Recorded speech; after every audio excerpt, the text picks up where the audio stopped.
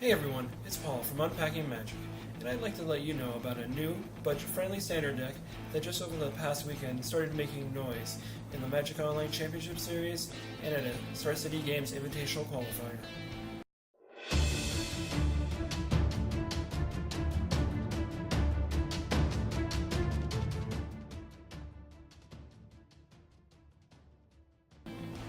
Before I start reviewing the deck, I'd like to go ahead and let everyone know that I will be giving away these 2 packs of Kaladesh, one each, to 2 comments that I find the most interesting that are posted on this video.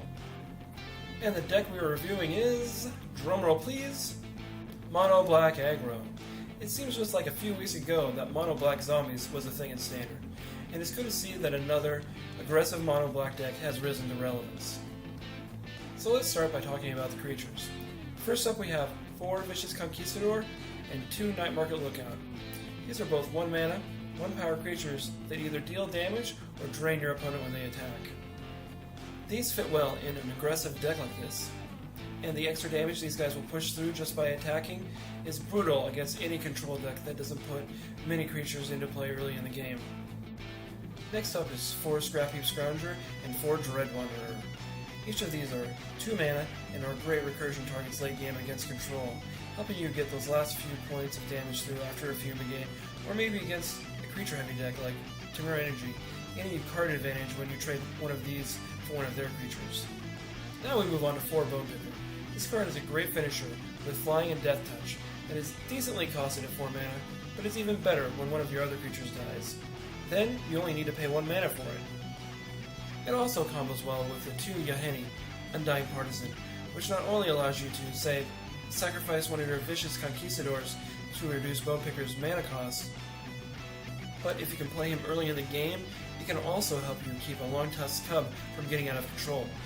Finally, we have 3 Rune Raiders.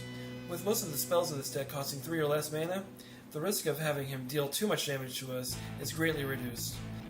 And the risk is well worth it when the extra cards will allow us to outlast Control, Remirap Red, and Energy decks, which of course a lot of people are playing right now. Moving on to our spells, we have 4 Heart of Kirin as a vehicle that becomes a 4/4 with Flying and Vigilance. This lets us make the most of our 1 and 2 power creatures later in the game when our opponent probably has something much bigger.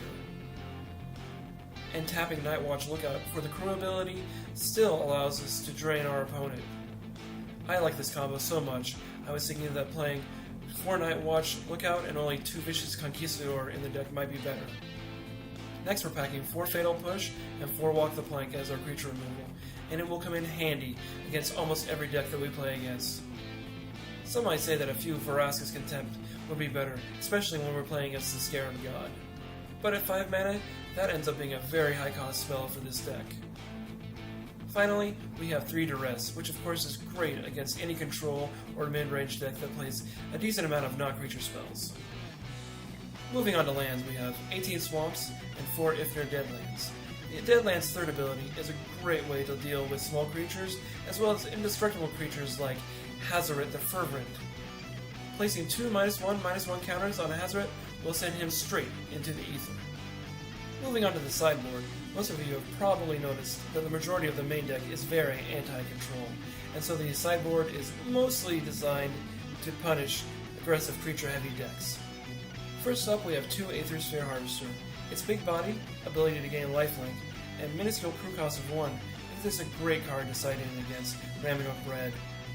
By also sideboarding in 3 Gifted Aetherborn, you could easily end up getting enough life to be able to outlast even some of the best starts Remirap Red has to offer. Next up we have 2 Key to the City, which is great when you're facing up against any creature-heavy deck. Like an Energy deck or Remirap Red, being able to push through a big Yahenni will finish off an opponent quickly. Moving on to some additional creature removal, we have 3 Bantu's Last Reckoning. This gives you the ability to punish any player that overextends, and 3 Harsh Scrutiny allow you to disrupt players that hold back a little, expecting a board wipe to occur in the next few turns. Finally, 2 Sentinel Totem help you deal with that pesky Scarab God. If you can kill him quickly and then remove him from the game with a Sentinel Totem, you have a good chance to win. Since this is a budget deck, most of you are probably wondering what the cost of this deck is. Well, good news. Currently on TCG Player, you can pick this entire deck up for just $95, which is a very good price for a deck that you could win a tournament with. Well, that's it for the review of the deck. It's great to see that Bone Picker and Rune Raider both finally found a home. These are two cards that look strong, but people were having a hard time finding a deck that they fitted, and now they're finally living up to their potential. What do you guys think about this deck? Is it Tier 1?